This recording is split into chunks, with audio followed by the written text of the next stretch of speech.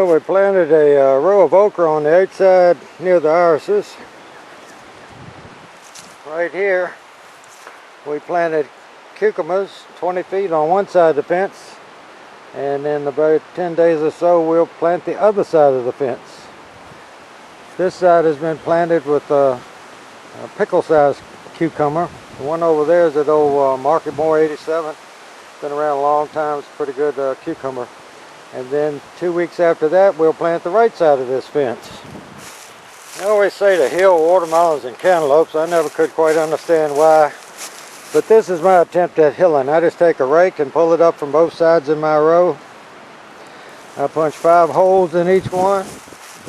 That's where the watermelons will be, and this row is where ambrosia cantaloupes will be. Those seeds are hard to get because everybody likes it.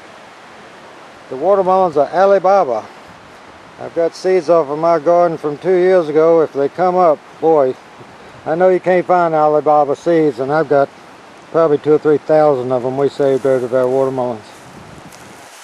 In this little row here, we planted squash. Let me walk down here about these little.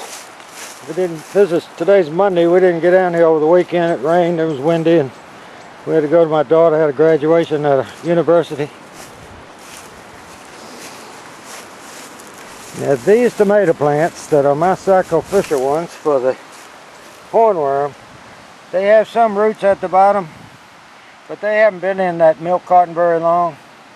Now you can picture with that much roots after maybe a couple weeks, how much roots it's going to have on it in another 3 weeks. That whole thing will be full. You can see right there where I've tied it up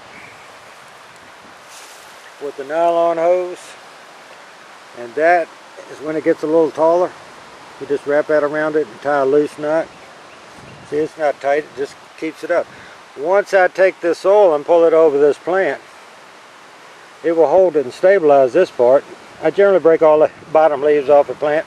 No sense putting them under the ground, they're not going to grow. And then we dig our holes with a shovel. Now since this plant is not as tall as we normally put out, normally the plant is up here when we tie it up. So this hole we dig with a shovel. Some people put them in from with a trowel, and some people are using them from a little 6-pack. This hole would be a little bit longer in a few weeks when this is full of roots, and we would have more root under the ground. You can picture this being moved back and that root coming out back here. You get another 6 or 8 inches of root under the ground right there.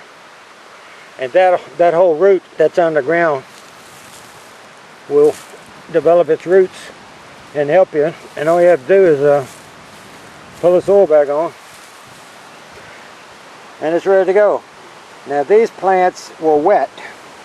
It's all I could do to get them out the box without breaking. You can see that one sort of broke apart because it is wet soil, and I try to do it when they're real dry.